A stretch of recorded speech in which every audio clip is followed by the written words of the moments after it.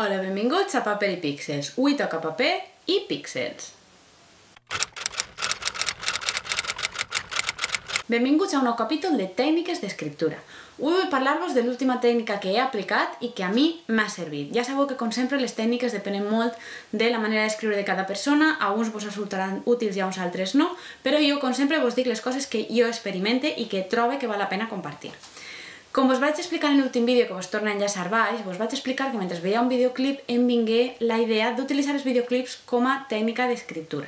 El punt d'origen del vídeo d'avui és precisament explicar què ha portat a tindre una idea. Estic preparant un altre vídeo sobre llibres que tracten de l'art de l'escriptura o de tècniques d'escriptura en general i el que vull explicar-vos és com m'ha vingut la idea del vídeo d'avui i de la tècnica de la qual vos vaig a parlar ara. Un dels llibres que estic llegint per a aquest vídeo és el llibre Mientras escribo de Stephen King. Stephen King no explica exactament les seves tècniques d'escriptura, sinó que fa un poc un repàs per la seva biografia i explica què li dona la idea per als llibres que tots coneixen després. El que m'agrada del llibre de Stephen King és que s'observa que moltes vegades el procés fins a una idea no és tan directe, no és com, per exemple, que algú ha vist una cosa redona i l'ha fet pensar en un platet volador i ha decidit escriure una història sobre alienígenes.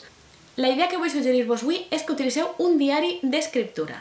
No em refereix que el que fan, crec que la immensa majoria dels escriptors, que és portar una llibreta de notes. Les notes, com el seu nom diu, són anotacions soltes, són idees separades que després ja es van desenvolupant en paràgrafs, en capítols o en novel·les completes. No, el que em refereix que és a escriure amb el màxim detall possible totes les idees que teniu i l'evolució d'unes idees a unes altres. No em refereix que si teniu una idea per a una novel·la, anotar la idea, sinó apuntar també tot el procés mental que vos ha portat a tindre aquesta idea.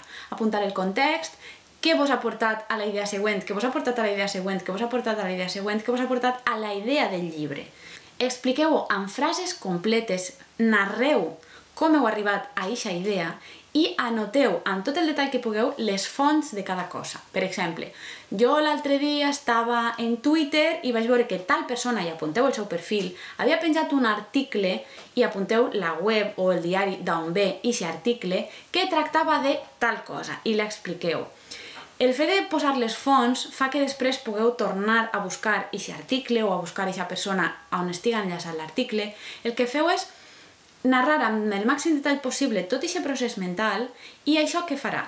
Que més avant, si recupereu, si per exemple heu hagut d'interrompre la història perquè heu d'anar a treballar o perquè vos n'heu d'anar a dormir o perquè vos heu posat malalts o el que siga, el que feu és reproduir tot l'estat mental en què vos trobàveu i poder reprendre aquesta història més avant. No sé si vos ha passat alguna vegada que esteu en una conversa i algú vos interromp i de sobte, quan s'acaba la interrupció, dieu «Per on ens havíem quedat?» A mi de vegades en què algú em diga «Estàvem parlant de tal cosa» m'és suficient. Quan a ningú li ve de què estàvem parlant, jo el que faig és pensar en l'última cosa que recorde de la conversa, com si és de fa mitja hora, i d'ahir tornar a estirar del fil fins a arribar al punt on ens havíem quedat. Aquesta és la mateixa idea, però per escrit. Si jo anoto una idea per a una novel·la i no la reprenc fins a un mes després per circumstàncies o un any després, o encara que siguin 2 dies després, no és el mateix perquè ja estic en un altre estat mental, ja estic en un altre procés, jo mateixa puc haver canviat i la idea, encara que està anotada, la idea la veig diferent i em pot portar a camins diferents. Si vull tornar on estava, el més raonable és tindre anotat com he arribat ahir, amb el màxim detall possible. És com, per exemple, estar somiant, que als escriptors també ens passa molt i ens despertem i anotem 4 coses, però com que estem mig dormint, després no som capaços de tornar a aquest estat mental. Jo de vegades m'he despertat amb una història, l'he anotada, perquè sempre tinc una llibreta a mà en el llit, i he intentat tornar-me a dormir i tornar a seguir somiant amb el que estava somiant per a desenvolupar aquesta idea, i no sempre ho he aconseguit.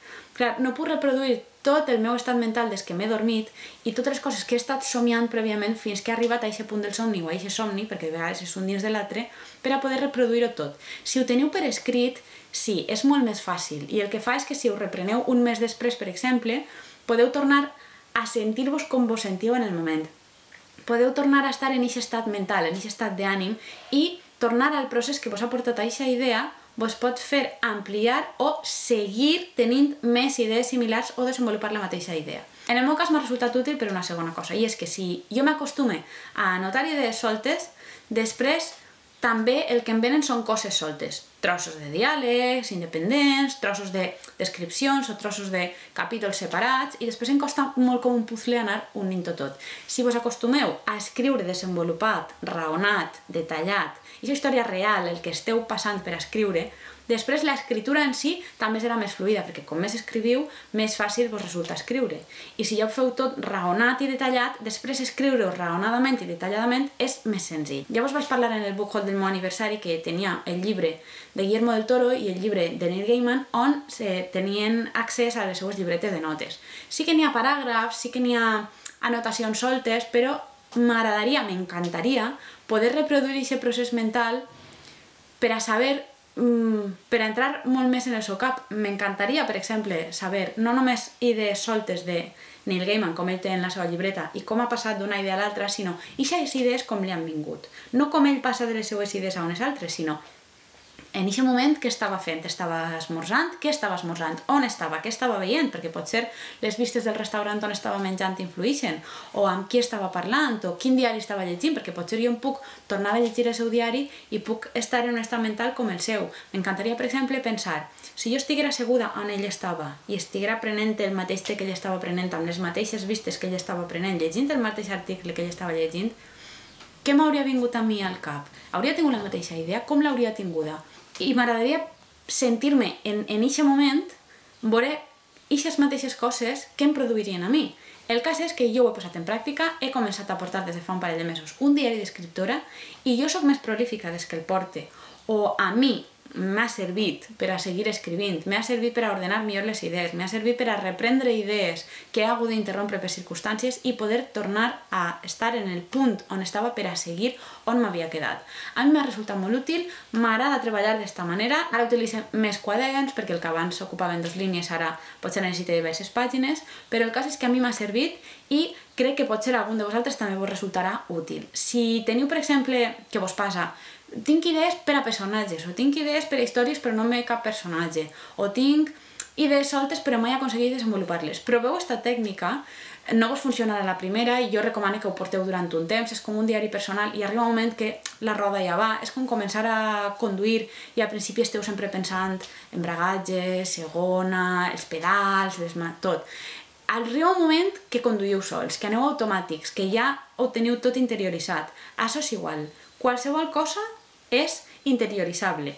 Les tècniques d'escriptura al principi estareu pensant molt, ara estic fent tal cosa. La idea és que siga com conduir, que arriba un moment que escriviu.